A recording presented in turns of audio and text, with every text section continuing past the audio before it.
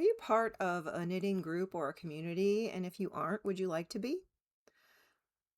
I was in that situation last year and I decided to take a chance and start something in February of 2025.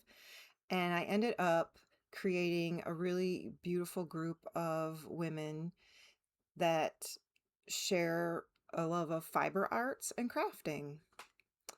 So I want to talk to you a little bit about how I got that started. In January of 2025, I got back into knitting. I took a little hiatus and I got back into knitting and I was really enjoying it, but I was feeling lonely. A lot of my longtime friends that I've had since I've lived in the city where I live, we just weren't that close anymore. Not that we weren't friends, but as you age, lives change, different things change, jobs change, people have grandchildren, things like that. So I didn't really have anybody to join up and do my crafty things. So I had joined in January or maybe December of 2024. I had joined a Facebook group that women joined that wanted to find companionship and, in specifics, people to do things with. So it could be the movies, it could be lunch, it could be hiking, just anything. So anybody in the group is welcome to create an event and invite people. So I attempted to create the group and invite people, and for various reasons, it just didn't work that way. So I went to my private Facebook page and I created the same event. And then I went through my local Facebook friends and just selected people that I thought would be interested.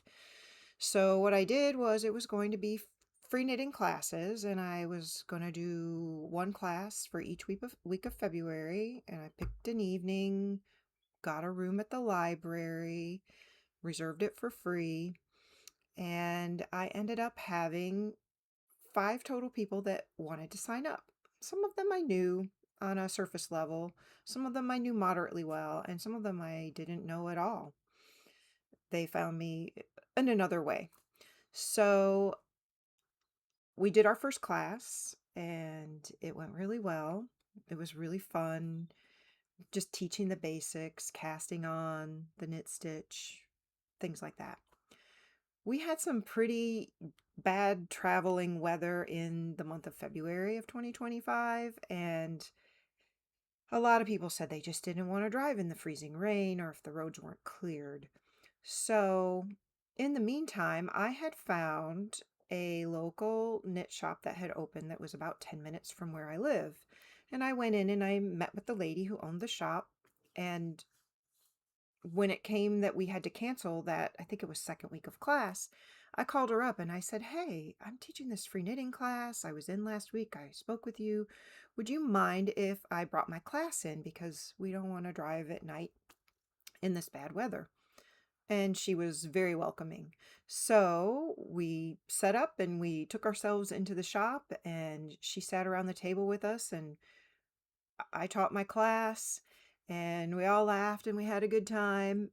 And by the end of that class, I asked her if, and the rest of the group, if they would like to finish class at the yarn store, and everybody agreed to do so. So we finished our classes at the yarn store and we just got closer and we had a lot of fun. And I was just loving the community so much. And we laughed and we told stories and talked about projects that we wanted to make. So I wanted to start coming to the shop maybe once a week to knit. And I asked the group if they would like to join me, and they all said yes. So we picked a day and a time that was going to be a set time, and whoever could show up could show up. Sometimes it was one person, sometimes it was more people. And then as more and more people came into this yarn shop, the yarn store owner would invite people to join the group. And so we had more people join the group, and oh gosh, I think we maybe got as big as like 10 people. People just kind of coming in and out and building community. So that was really great. But near the end of the summer, unfortunately, the yarn store owner had to close her shop, and it was really sad. And I myself and a few other people in the group, we were just thinking, man, we just kind of got this group started and we love the group so much and we're having so much fun. I thought, I don't want it to stop. So on the very last day that we met, when the shop was still open, I said, do you guys still want to meet? And if you do, I would like to offer my home, and we can meet in my home maybe once or twice a month. And once again, everybody jumped on board, and it just really filled my heart. And just to know how much we all cared for each other in different ways. And we started doing things like, there was one woman in the group who had a procedure that didn't allow her to drive, but she still wanted to come. And people in the group took turns picking her up and bringing her and taking her home from the group. And it was just really, really beautiful. So we met through the fall, took a little time off in December. I found a needle felter and had her come in, and we all took a class with her. That was really fun.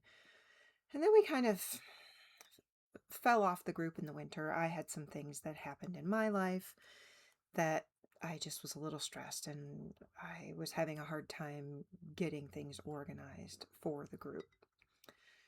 But during some of our last meetings in the group in November and December, there were two members of the group. One of them, her name is Mary, had bought a bus that had been painted so cool with all of this jungle motif all over it. And she wanted to do some sort of a mobile business. And she looked at the yarn shop owner that had to close her store. Her name is Kelly. And she said, "Hey, Kelly, what are you doing with your shop? What are you doing with that yarn?" And Kelly was like, "I don't know. I'm trying to figure out how to get rid of this big inventory that I still have from the shop." Mary said, "I got a bus and I want to start a business. Let's you and I talk." So they worked all winter long.